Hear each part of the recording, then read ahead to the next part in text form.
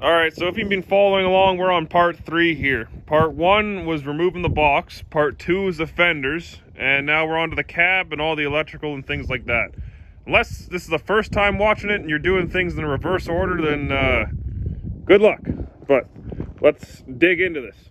Starting off in the interior, our 3 weapons of choice are a 10mm, a trim tool, and a Phillips screwdriver. So you'll have 3 screws down here. Pull on the top, comes off. Then there's 2 screws for the hood latch. Pull that out, move it out of the way because it gets in the way.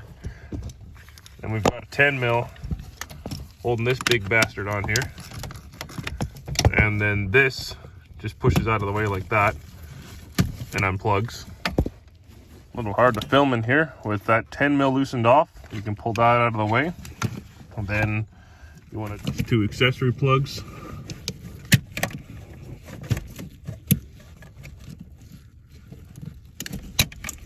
And then your trailer brake controller. Our next tool here is a small flat blade screwdriver. Now, off of this big black plug, which we're trying to get out of here, you want to jam the flathead in the back side of these plugs. Alright, so this next part here, I tried to film, but it's a massive pain in the ass, even without filming it. So, you have this large plug on the side, and then, depending on the year and model and shit like that, there's these 2 smaller ones that click into here. So what I do is I have this small flat blade screwdriver and you jam it in the back side. So this white plug here would be clicked into the side of this, and you have to jam it in between here in this slot. And what you're trying to do is flick back this little white tab here. I kind of just flump around in there like I know what I'm doing, and then eventually it clicks and you want to pull it down towards the pins here, and then it comes out. Same goes with these other ones. They've got these little tabs on there. It's not terrible, still pretty tough. Alright, so the last thing is this big braided cord goes into the backside. I'm on focus. There. Backside of the fuse box. Now, I'm probably not going to be able to do this while filming. So, there's tabs on this side that you want to push in with your thumb and pull out. Same for this one right here. Try and do it on camera. Not very hopeful. No, you just switch it around like that with your finger, thumb. Oh. That's my right hand. Up my finger, your thumb, push in, wiggle, and then you're out. And that's it. So, alright, so now that everything's unplugged, the last thing we have is the plastic Firewall grommet. So there's 4 of these little plastic tabs. You want to push them in, if I can fit my hand in here, and then you can push it out. So there's 4 of them. It's pretty easy to break them, so go lightly. If you break them, I mean, it is what it is. I got the harness through the Firewall, but I forgot one thing, and that's this little parking brake switch doodle. Pretty simple. After pulling the fuse box harness through the Firewall, the next thing is the wiper motor wiring.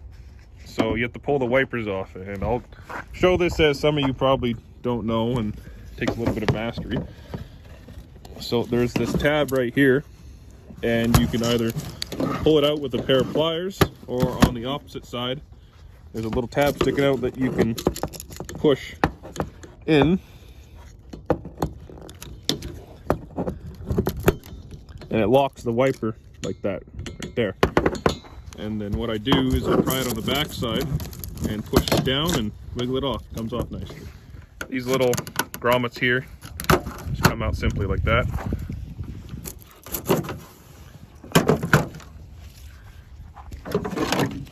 Lift the wiper cowl up. Pull that off.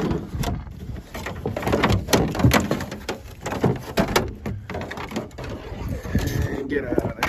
So to pull the wiper motor wiring off, you have to remove the wiper motor, which is two 10 mils right there, 10 mil right here, and a 10 mil right here. Also, don't forget the hood wiring has to go as it's attached to the fuse box. And there's your Firewall harness for the PCM crossover. Over here you have a plug for the AC and a vacuum line into the Firewall. You'll also have to remove the AC lines on the Firewall here too. You'll need these AC and fuel connector tools. After getting those off, you have two lines into the Firewall for the heater core. Another little thing to note is these heater core lines can be a pain in the ass to get off. So I like to use a little pick like this on the back side to help try and pull them off. I don't drain any coolant out because not very much comes out of here when I pull these off. So I just make sure that these lines sit higher than the engine, zip tie them up there or whatever. And then when you put the cab back on, everything's still full of coolant and you don't need to drain anything. Doesn't make much of a mess. Coming back around the driver's side here, you have your shifter rod. Just pop it off with the trim screwdriver.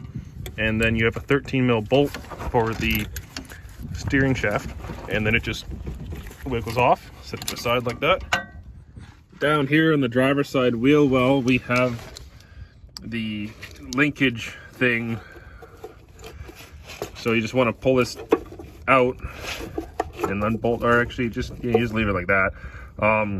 This is an 01, so in the, I don't know when they made the change, but the other ones just have two bolts on the frame. Manual trans trucks, you're going to want to obviously disconnect your hydraulics off the Firewall here, and of course take all your shifter stuff out. So that truck is a two-wheel drive truck, but if you have a 4x4 truck, don't forget to come on down here, and there'll be a rod going to this to pop that off. On earlier 94 to 97 trucks, you'll have a whole shifter assembly that's bolted to the trans, so you'll want to unbolt that. You'll want to take the shifter off the manual trans and disassemble your middle floor boot, and that's it under here.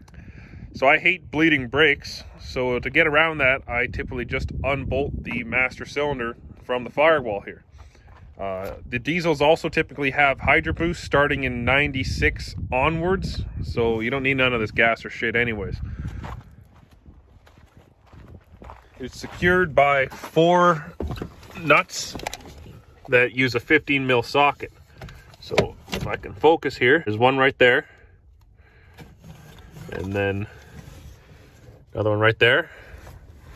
There's one up there, which you can get at by removing this module here with that screw in the far corner, and then you can put a socket with 3 extensions up between there, and then there's one down there. So there should be 4 bolts.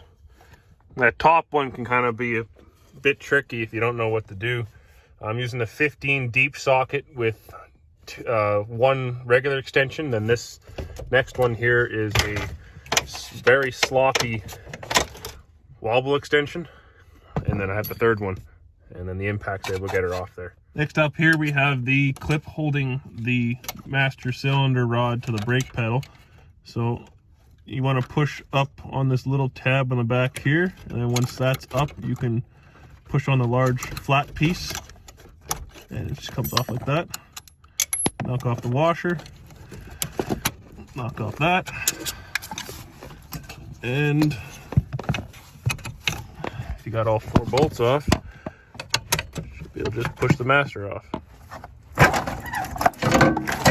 And I don't care about this gasser, so I just let everything hang there. But if you want to kind of be careful, you don't mangle the lines as much as I do. Next up is the throttle cable. Now this thing's a pain in the ass to do, and it helps to have a friend. Up here on the gas pedal, you have this gray plastic piece. You just push up on it, and it comes off, and your pedal's loose.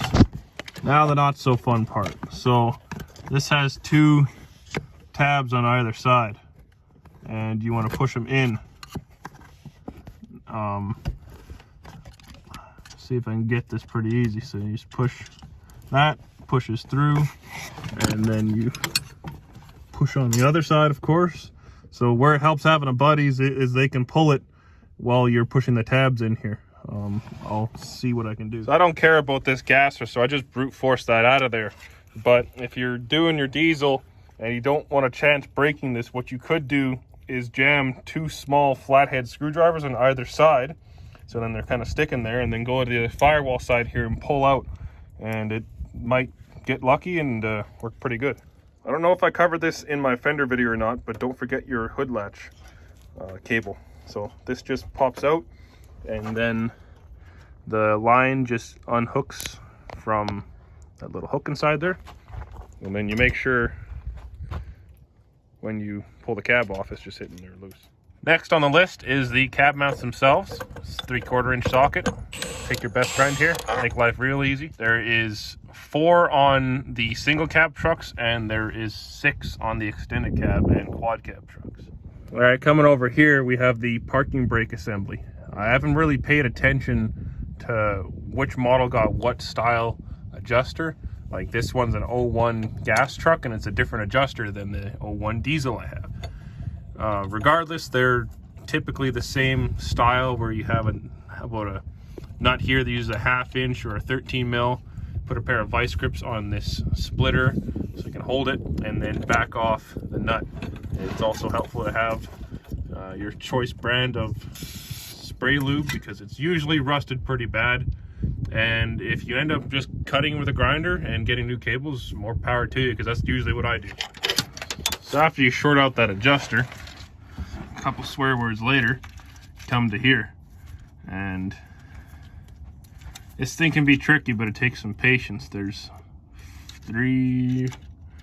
maybe three little tabs here you got to push in while pulling through from the backside. There's no way in hell I'll be able to do it holding the camera. That should be about everything. Now on to actually lifting the cab up. So I run 2 12-foot straps. You don't want to have them too short, as it can crunch the cab. You want to have a nice triangle on the top there. And the balancing point on the extended cab with the hood is about like right here or so. If you took the hood off, put some shit in the back, you can kind of move it a little bit more balanced. But that's typically what's worked good for me. These straps may mess up these seals, but I haven't bent a cab yet.